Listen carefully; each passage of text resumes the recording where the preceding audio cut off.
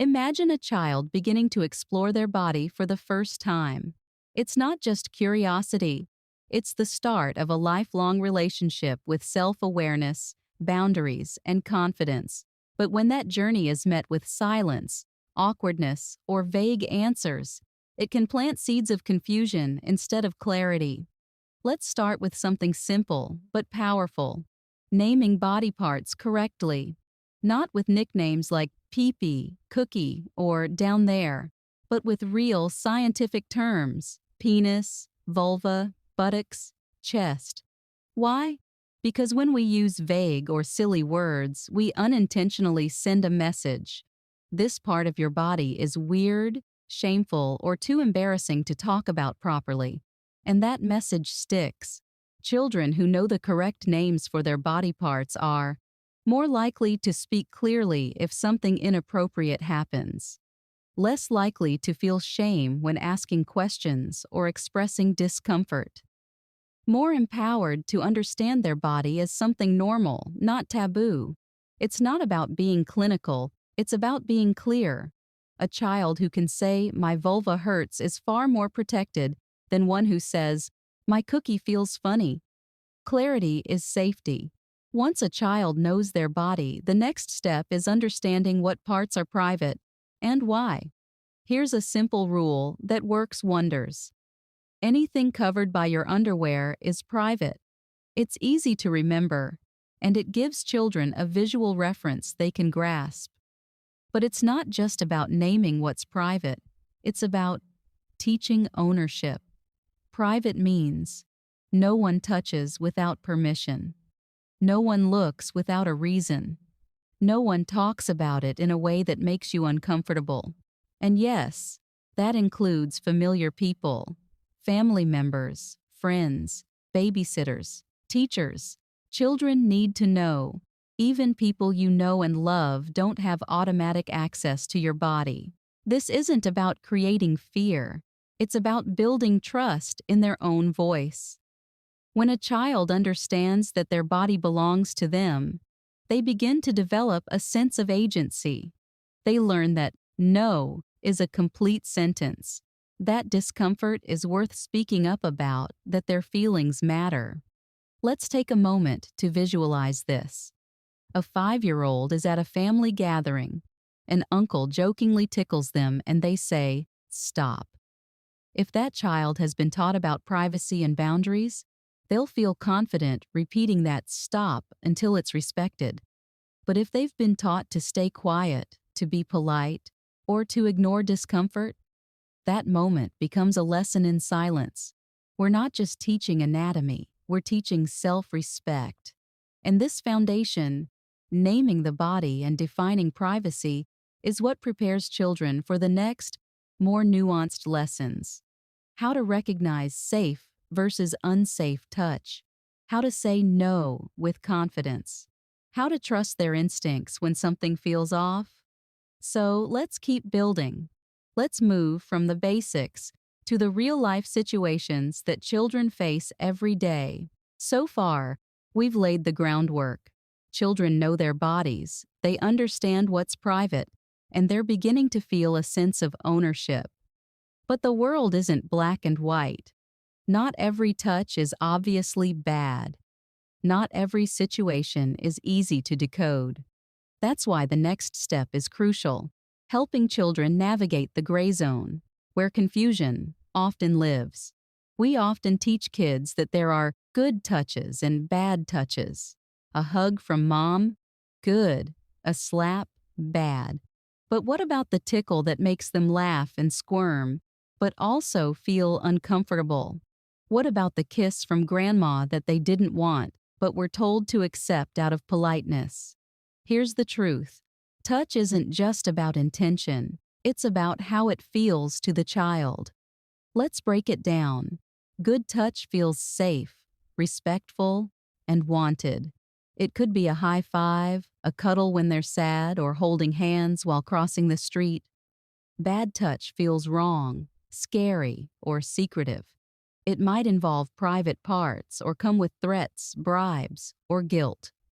Confusing touch is everything in between. It might come from someone they trust. It might feel okay at first, then weird later. It might be something they're told to accept, even when their body says no. Children need to know that their feelings are the compass. If a touch feels off, they don't need to justify it.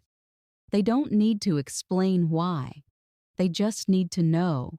You're allowed to say no. Let's imagine a scenario. A child is playing with a cousin who keeps tickling them. At first, it's fun, but after a while, they feel overwhelmed. They say, "Stop," but the cousin laughs and keeps going.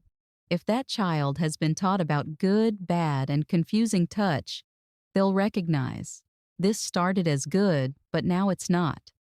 They'll know that their discomfort matters. That stop should be respected. That they can walk away, tell a parent, or speak up without guilt.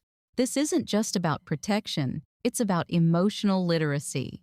Children who can name their feelings and trust their instincts grow into adults who set boundaries, respect others, and navigate relationships with clarity. Now comes one of the most powerful lessons we can give a child. You have the right to say no to anyone, at any time, for any reason. This might sound simple, but it's revolutionary, especially in cultures or families where politeness, obedience, or respect for elders is emphasized over personal comfort. Let's be clear, saying no doesn't mean being rude. It doesn't mean rejecting love. It means honoring your own boundaries. Children need to hear this often and in different contexts. You don't have to hug anyone if you don't want to. If someone touches you and you feel uncomfortable, you can say, "Stop," even if it's someone you know. Your body belongs to you. You're the boss of it. 3. Get away. If possible, leave the situation. Go to a safe place, a different room, a teacher, a friend, a parent. 4. Tell a trusted adult. This is the most important step. Find someone you trust, a parent, teacher, counselor, coach, and tell them what happened. Even if you're scared, even if you think you'll get in trouble, you won't. You're not the one who did something wrong, and if the first adult doesn't listen, tell another, and another, until someone helps. We call this the "tell until you're heard" rule because silence protects the wrong people. Speaking up protects you. Let's visualize this. A child is at a sleepover. Something happens that makes them feel uncomfortable. They freeze. They don't know what to do. But then they remember, I can say no. I can leave. I can tell someone. That memory, that training, is what gives them strength. And here's the part we often forget. Children need to practice this. Just like fire drills, we need safety drills for the body. Role play with them. Ask, what would you do if someone touched you and said not to tell? Let them answer. Guide them. Repeat it often. Because when the moment comes, we want their response to be automatic, not hesitant. And we want them to know, you will always be believed. You will always be supported. You will never be blamed. This is how we build resilience. Not by shielding children from the world, but by equipping them to face it, with knowledge, confidence, and courage. And now, with these tools in place, we're ready to explore the final chapters. How to build lasting trust with your child, and how to create a home where safety isn't just taught, it's lived. We've talked about naming the body, understanding privacy, recognizing unsafe touch, and speaking up. But all of this only works if there's one thing at the center: trust. Children don't automatically know who to trust. They learn it through experience, through consistency, through how we respond when they're vulnerable. If a child comes to you with a question about their body and you react with shame or discomfort, they learn. This isn't safe to talk about. But if you respond with calm, openness, and curiosity, they learn. I can come here. I'll be heard. Trust is built when we listen without interrupting. We validate their feelings, even when they're hard to hear. We avoid punishment when they speak up. We make time for conversations that matter. And most importantly, we believe them. Even if the story is messy, even if the details are unclear. Because when a child risks telling you something hard, they're not just sharing information, they're testing the safety of your love. Safety isn't just about locks on doors or rules on paper. It's about the emotional climate of the home. It's about whether children feel free to ask, to question, to say no, and to be themselves. Here's how we create that space. Normalize conversations about the body. Don't wait for a crisis. Talk early. Talk often. Make it part of everyday life. Model boundaries. Let your child see you say no respectfully. Let them see you honor others' boundaries too. Practice scenarios. Role play what to do if something feels wrong. Make it a game. Make it empowering. Celebrate their voice. When your child speaks up about anything, thank them. Let them know their voice matters. Because in the end, protection isn't just about preventing harm. It's about raising children who know their worth, who walk through the world with confidence, who grow into adults that respect themselves and others. And that's the heart of it all. Not just safety, but resilience.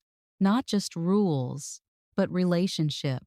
Not just fear, but freedom. If this message resonated with you, if you believe in raising emotionally strong, self-aware, and resilient children, then you're already part of something bigger. This is Seeds of Tomorrow, a space where we plant ideas, nurture growth, and raise the next generation with wisdom and love. If you found value here, consider subscribing, not just to support the channel, but to stay connected to a movement that puts emotional intelligence, safety, and strength at the center of parenting. We'll be back soon with more stories, more tools, and more ways to empower the little humans in your life. Until then, stay grounded, stay kind, and keep planting seeds of tomorrow. See you in the next one.